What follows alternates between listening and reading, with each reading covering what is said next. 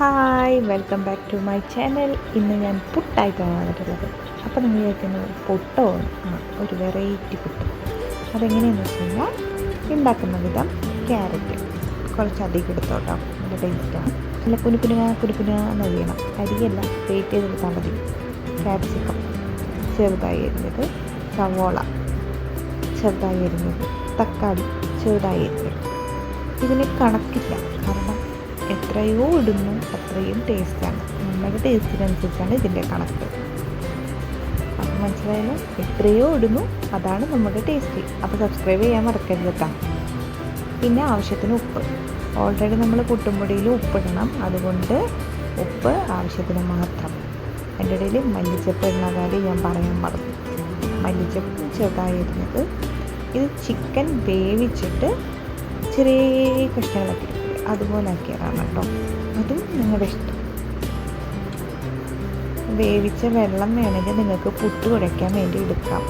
ഞാൻ അതാണ് എടുത്തിട്ടുള്ളത്. പറയാൻ വിട്ടുപോയി, കാണിക്കാനും ഇതിൽ വിട്ടുപോയി. അപ്പോൾ ഉപ്പ് ഞാൻ ഓൾറെഡി പറഞ്ഞല്ലോ ഇടണമെന്ന്. പിന്നെ കുരുമുളക് പൊടി, അത് നിങ്ങളുടെ എരിവിൻ്റെ ആവശ്യത്തിന് അനുസരിച്ച്. ഇത് വേണമെന്നില്ല, കുഴപ്പമില്ല, പക്ഷേ എന്നാലും ഒരു ടേസ്റ്റ്. ഇതൊക്കെ ഓപ്ഷനിലാണ് കേട്ടോ ചെയ്യുന്നതൊക്കെ. കുറച്ച് ടൊമാറ്റോ സോസ്, കുറച്ച് മയോണൈസ്, ഇതൊക്കെ ഓപ്ഷനിലാണ്. വേണമെങ്കിൽ മാത്രം ഇട്ടാൽ മതി. നന്നായി മിക്സ് ചെയ്തെടുക്കണം. ഇത് പുട്ടുപൊടിയിലിട്ടിട്ട് തന്നെ ആദ്യം തന്നെ മിക്സ് ചെയ്യരുത്. അത് നമ്മൾ വേറൊരു പാത്രത്തിലിട്ട് നന്നായി മിക്സ് ചെയ്തതിന് ശേഷം പുട്ടുപൊടിയിൽ ഇതിടുക.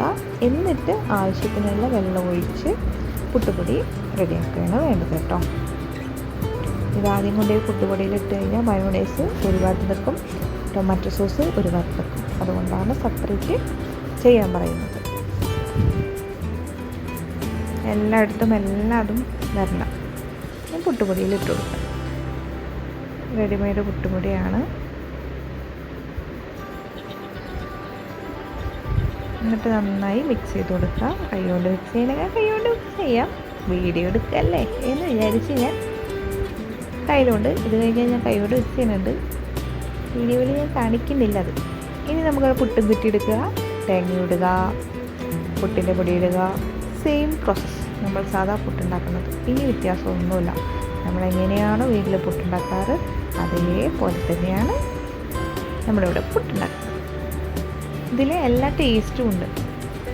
എന്ന് വെച്ച് കഴിഞ്ഞാൽ കുറച്ചൊരു ടൊമാറ്റോ ഓൾറെഡി ഇട്ടിട്ടുണ്ട്. പിന്നെ സോസിൻ്റെ ടേസ്റ്റ്, മയോണൈസിൻ്റെ ടേസ്റ്റ്, അതുപോലെ തന്നെ ചിക്കൻ്റെ ടേസ്റ്റ്, സവോള, ഇതൊക്കെ വേവുകയാണ് ചെയ്യുന്നത്. അപ്പോൾ അതിന് സത്തും കൂടി നമ്മുടെ പുട്ടിൽ പിടിക്കുകയാണ് ചെയ്യുന്നത്. അതാണ് ഇതിൻ്റെ പ്രത്യേകത. മറ്റുള്ള സാധാ പുട്ടെന്ന് വെച്ച് കഴിഞ്ഞാൽ നമ്മൾ വെറുതെ വെള്ളം ഒഴിക്കുന്നു. ആ ചിക്കൻ്റെ വേവിച്ച വെള്ളം കൂടിയൊക്കെ വരുമ്പോൾ ഒരു വെറൈറ്റി. എപ്പോഴും ഉണ്ടാക്കാൻ പറ്റില്ല, പക്ഷേ നമ്മൾ എന്തെങ്കിലും ഫങ്ഷൻസും കാര്യങ്ങളൊക്കെ വരുമ്പോൾ നമുക്ക് ഉണ്ടാക്കാൻ പറ്റിയതാണ് കേട്ടോ. അപ്പോൾ എൻ്റെ ചാനൽ സബ്സ്ക്രൈബ് ചെയ്തിട്ടില്ലെങ്കിൽ ഒന്ന് സബ്സ്ക്രൈബ് ചെയ്യണം. അതുപോലെ ലൈക്ക് ചെയ്യുക, കമൻറ്റ് ചെയ്യുക. അപ്പോൾ ഇഷ്ടപ്പെട്ട് കഴിഞ്ഞാൽ നിങ്ങൾ നിങ്ങളുടെ ഫ്രണ്ട്സിനൊന്ന് ഷെയർ ചെയ്ത് കൊടുക്കുക. അപ്പോൾ നമ്മുടെ പുട്ടേവാ, പുട്ടിൻ്റെ പൊടിയേവാ റെഡി ആയിട്ടുണ്ട് കേട്ടോ. അപ്പോൾ എല്ലാവരും ഒന്ന് ലൈക്ക് ചെയ്യണം കേട്ടോ. അപ്പോൾ എല്ലാവരും ട്രൈ ചെയ്ത് നോക്കിയിട്ട് അതിൻ്റെ അഭിപ്രായം കൂടി കമൻറ്റ് ചെയ്യുക. അപ്പോൾ നെക്സ്റ്റ് വീഡിയോയിൽ കാണുന്നവരേക്കും ബൈ ബൈ.